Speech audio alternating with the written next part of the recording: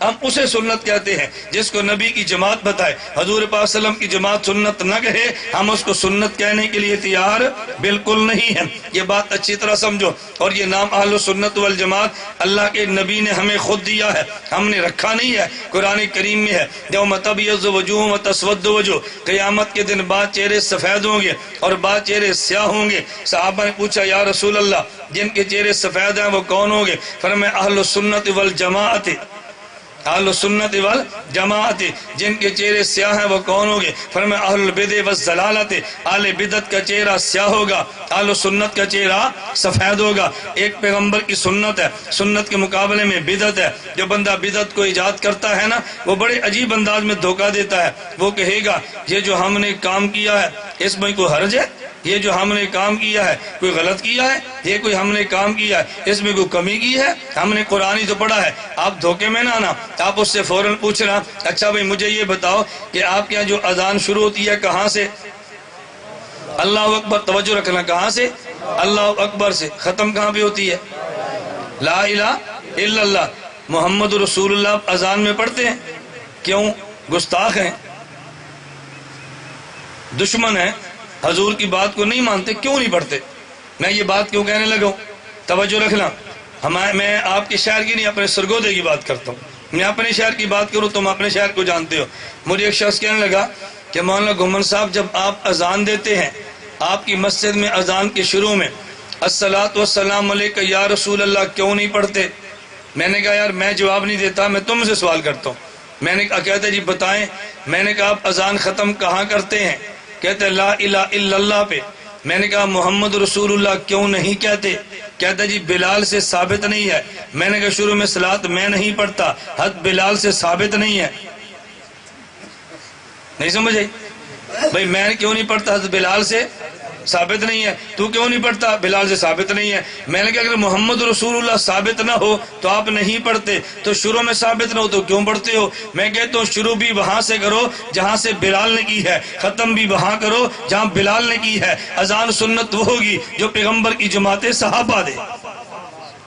مولوی کے کہنے سے تھوڑی بنتی ہے، میرے کہنے سے سنت بن جائے، یہ کیسے ہو سکتا ہے؟ سنت کسے کہیں گے؟ جو پیغمبر کا، بولو نا، پیغمبر کا صحابی جو عمل دے وہ سنت بنتا ہے۔ اور میں اور آپ کہہ دیں ایسے سنت تھوڑی بنتی ہے۔ اللہ میں بات سمجھنے کی توفیق عطا فرمائے۔ مجھے ایک شخص کہنے لگا جیسے میرے بیان کے بعد عموماً چٹیں آتی ہیں، ایک چٹ آئی اور مجھے ایک بندہ کہنے لگا کہ جی جمعے یہ آپ یہ بتائیں جنازے کے بعد دعا کہنا، جنازے کے بعد دعا پڑھنا، میں نے کہا جی سنت ہے۔ میں نے کیا بتایا؟ سنت ہے۔ اب سٹیج کے بیٹھے میرے مولوی مجھے دیکھنے لگے، یار ہم آج تک بدعت کہتے رہے، ہمارے وکیل نے کہہ دیا سنت ہے، یہ بوجھا چیک کرو بھئی یہ مسئلہ کون سا بیان کر رہا ہے۔ میں نے کہا میری بات پوری سن لو، جذبات میں نہ، پوری بات سنو۔ جب آدمی فوت ہو جائے تو پہلے غسل دیتے ہیں، پھر کفن دیتے ہیں، پھر جنازہ پڑھتے ہیں، پھر قبر پہ دفن کرتے ہیں، اس کے بعد دعا مانگتے ہیں۔ تو یہ دعا جنازے کے بعد ہے یا پہلے؟ بولو نا بھئی یہ پہلے ہے یا بعد میں؟ تو میں نے کہا میں تو بعد میں کہہ رہا ہوں۔ کہتے نہیں ہم نے یہ نہیں، ہم نے یہ پوچھا تھا کہ دفن سے پہلے جنازے کے بعد۔ میں نے کہا ہم اس نبی کے امتی ہیں جو پیغمبر وفا والا ہے، ہم دعا بھی وہ مانگتے ہیں جو وفا والی ہے۔ مجھے کہتا ہے جی وہ کیسے؟